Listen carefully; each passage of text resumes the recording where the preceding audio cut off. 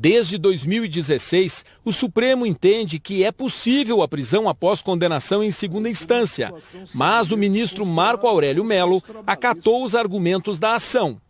Ao conceder a liminar, afirmou que, reconhecendo a harmonia com a Constituição Federal do artigo 283 do Código de Processo Penal, que garante que o condenado só será preso após a análise de todos os recursos, determinava a suspensão de execução de pena, cuja decisão a encerrá-la ainda não haja transitado em julgado. Na decisão, Marco Aurélio argumentou que, ao tomar posse no Supremo há 28 anos, jurou cumprir a Constituição, observar as leis do país e não a se curvar a pronunciamento que, segundo ele, não tem efeito vinculante.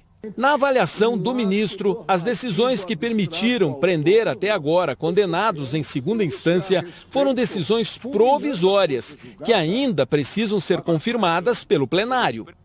Marco Aurélio afirmou que, de qualquer forma, está-se no Supremo última trincheira da cidadania, se é que continua sendo.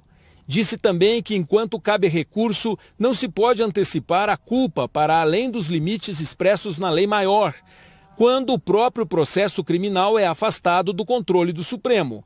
E destacou que o direito de aguardar o julgamento de recursos deve valer para todos. Sob a ótica do perigo da demora, há de ter-se presente a prisão ou efetivo recolhimento, antes da preclusão maior da sentença condenatória, não apenas dos condenados em segunda instância por corrupção, pelo denominado crime do colarinho branco, mas de milhares de cidadãos acusados de haver cometido outros delitos. A liminar do ministro Marco Aurélio poderia atingir 169 mil presos que cumprem pena em condenação em segunda instância. Eles representam 23% dos 706 mil presos do país. Estariam fora aqueles que cumprem prisões preventivas previstas no artigo 312 do Código de Processo Penal, que são os presos perigosos, ou de casos em que é preciso manter a detenção para assegurar a ordem pública ou as investigações. Caso do ex-governador do Rio, Sérgio Cabral, e do ex-deputado Eduardo Cunha. A decisão foi tomada no último dia de trabalho do STF e 2 dias depois do presidente do Supremo, ministro Dias Toffoli, marcar para abril do ano que vem um novo julgamento sobre as prisões após condenação em segunda instância. Devem ser analisadas 3 ações que pedem que essas prisões sejam proibidas em razão do princípio da presunção da inocência. Durante 6 horas até ser cassada, a liminar do ministro Marco Aurélio teve repercussão enorme no meio jurídico. Ela não tinha efeito imediato. Os advogados dos presos precisariam pedir ao juiz responsável a soltura de cada condenado. 48 minutos após a decisão, a defesa do ex-presidente formalizou o pedido à 12ª Vara da Justiça Federal, responsável pela execução da pena de Lula em Curitiba. Na petição, os advogados solicitaram a expedição imediata de alvará de soltura, diante da decisão liminar do ministro Marco Aurélio. A juíza Carolina Lebos, que recebeu o pedido, informou que não tinha sido comunicado oficialmente e pediu que o Ministério Público se manifestasse para que só depois ela tomasse uma decisão.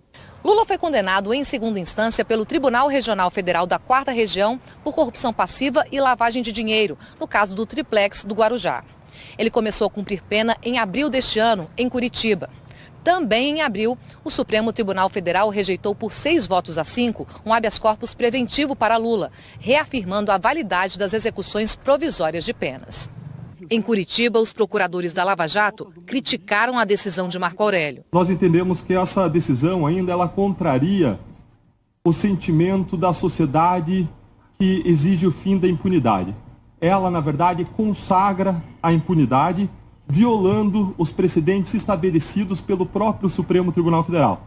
Nós entendemos que é uma decisão isolada de um ministro do Supremo Tribunal Federal e que não vai resistir à análise do próprio Supremo. Ao longo do dia, advogados de outros condenados também se valeram da decisão do ministro Marco Aurélio para pedir a liberdade de condenados em segunda instância, como o ex-governador de Minas Gerais, Eduardo Azeredo, e o ex-diretor da Petrobras, Renato Duque. O presidente da OAB defendeu que o Supremo deu uma resposta definitiva sobre a execução provisória de penas. A Ordem dos Advogados do Brasil tem uma posição muito clara no que diz respeito à defesa da Constituição, à defesa do Estado Democrático de Direito e das próprias leis, né?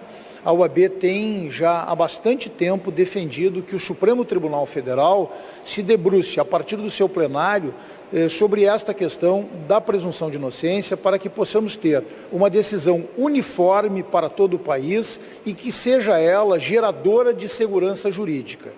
O presidente da Associação de Juízes Federais do Brasil disse que a decisão do ministro cria um ambiente de incertezas e destacou que a palavra final sobre o tema é do plenário. O que não pode haver e tem havido é exatamente esse vai e vem, né? O colegiado se decide de um jeito, os ministros individualmente, monocraticamente decidem do outro, e isso dá um sinal muito ruim para todos aqueles que vêm de fora e que não entendem o modelo, o sistema constitucional e principalmente o sistema penal brasileiro. Confere uma grande insegurança jurídica e vai contra tudo aquilo que se espera de um modelo jurídico e de um modelo de uma corte constitucional que defina os limites e os parâmetros mais rígidos da Constituição. Então, como vai se definir isso? É o próprio Supremo que vai ter que definir qual é a posição válida. No fim da tarde, a Procuradora-Geral da República, Raquel Dodge, entrou com recurso no Supremo para derrubar a decisão do ministro Marco Aurélio. Dodge afirmou que a decisão teria o efeito de permitir a soltura, talvez irreversível, de milhares de presos e que a afronta à segurança pública e à ordem pública eram evidentes. Raquel Dodge diz que esse entendimento do Supremo sobre a segunda instância é atual.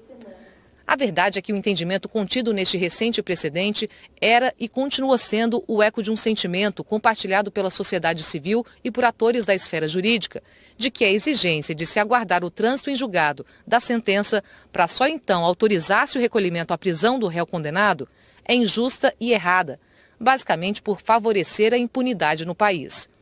E que revogar esse precedente, pouco mais de um ano após a sua formação, vai de encontro à necessidade de garantir um sistema jurídico estável e previsível, algumas das finalidades subjacentes à ideia de respeito à autoridade de precedentes. A procuradora diz que revogar a prisão em segunda instância representaria triplo retrocesso para o sistema de precedentes, para a persecução penal no país e para a própria credibilidade da sociedade na justiça. E nós vamos agora ao vivo até Brasília. O repórter Marcos Lozecan tem outras informações sobre a decisão do presidente do Supremo, Dias Toffoli, que cassou a liminar do ministro Marco Aurélio Mello. Boa noite, Lozecan. Boa noite, Ana Luísa, boa noite, Bonner, e a todos que nos assistem. Essa decisão foi tomada numa suspensão de liminar. É o tipo de ação que sempre é analisada pelo presidente da corte, no caso o ministro Dias Toffoli, independentemente do recesso do judiciário. Embora seja fato que desde as 3 horas da tarde, por conta do início do recesso, o presidente Dias Toffoli estivesse aqui já de plantão. No documento de 8 páginas, o presidente do Supremo disse que o pedido da Procuradoria procede porque há risco de lesão à ordem pública, uma vez que a decisão de Marco Aurélio poderia levar à soltura de 169 mil presos em todo o país. Ele afirmou que cabe ao presidente da corte prestigiar o entendimento da maioria. Na avaliação de Toffoli, a medida tomada por Marco Aurélio contrariou uma decisão soberana do plenário. Toffoli destacou que, inclusive, já foi tomada pelo Supremo uma decisão vinculante de cumprimento obrigatório em sede de repercussão geral. Isso aconteceu no começo de 2016. Por fim, o presidente do STF também lembrou que esse assunto, esse caso, prisão em segunda instância, ainda vai ser revisitado. O julgamento está marcado para o dia 10 de abril do ano que vem. Ana Luísa, Bonner. Obrigada, Lozecan.